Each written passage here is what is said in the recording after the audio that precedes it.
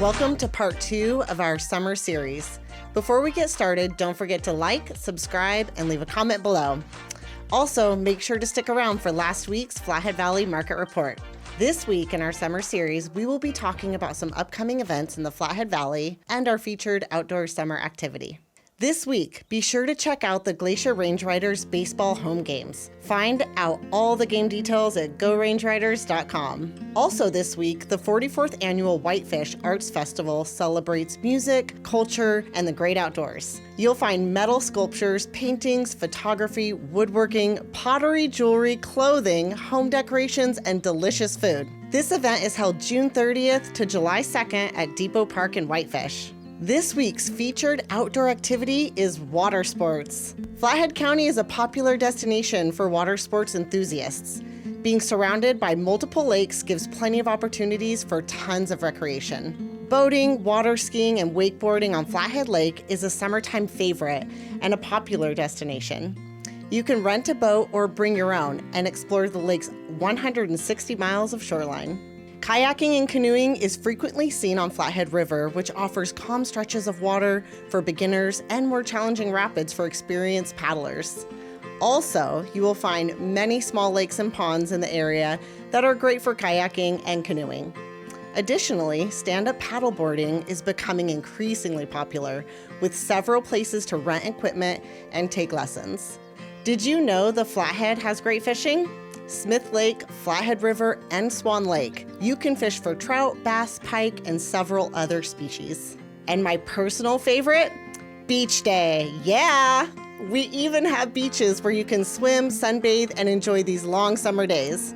Some of the most popular beaches include Flathead Lake State Park, Wayfair State Park, and my favorite, Whitefish Lake.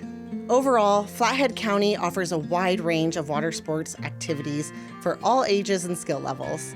Whether you are looking for an adrenaline-pumping adventure or a relaxing day on the water, you are sure to find something to suit your interests. All right, that's it for part 2 of the summer series.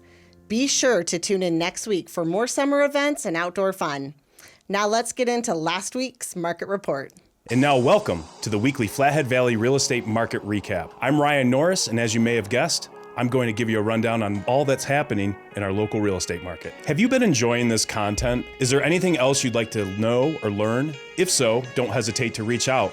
I'd love to answer any of your questions, and of course, we are open to suggestions.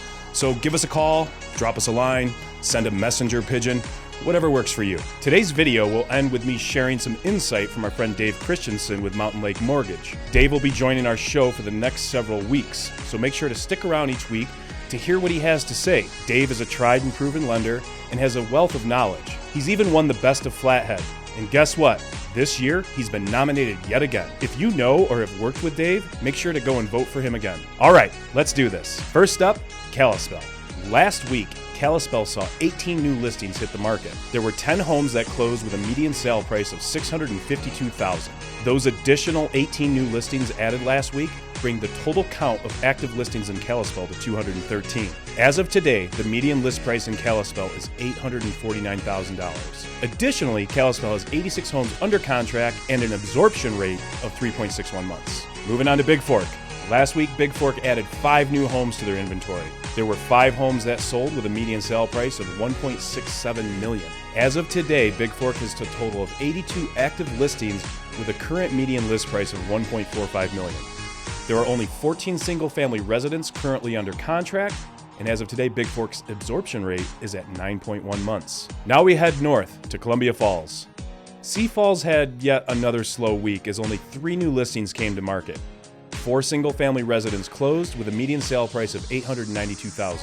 As of today, Columbia Falls has a total of 40 active listings with a median list price of $1.2 million. There are 22 homes under contract and an absorption rate of 4 months.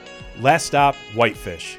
The Fish added 10 new listings last week with 3 single-family residences closing. The median sale price of those 3 homes sold was $674,000.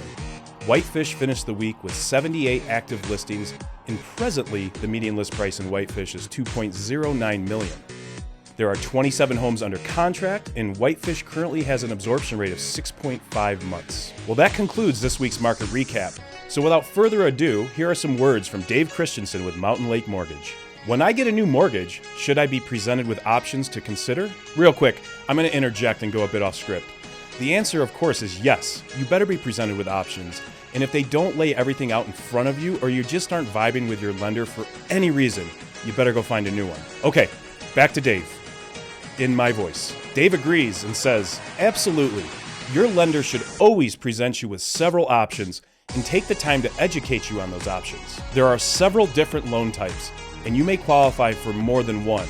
Your loan officer should help you review the pros and cons of various loan types such as FHA versus conventional. Once you settle on the best loan type for your situation, there are several other options to consider. The interest rate is not the only factor. Interest rates are always a trade-off against closing costs. Your lender should always present you with a range of rates versus closing costs to consider, and then help you compare and calculate the break-even points. Here are some important factors to consider. How long do you intend to keep the property? Is it important to have a lower payment or a lower upfront investment? What is the likelihood of refinancing in the near future? What other factors may be important to consider for your situation? If your lender only presents you with one rate and closing cost scenario, ask them to give you other options for consideration. So Flathead, that's a wrap. Thank you so much for joining us. Don't forget to like, subscribe, and leave us a comment below. Again, I'm Ryan Norris from Keller Williams Realty Northwest Montana in Hidden Homes, Montana. Bye for now.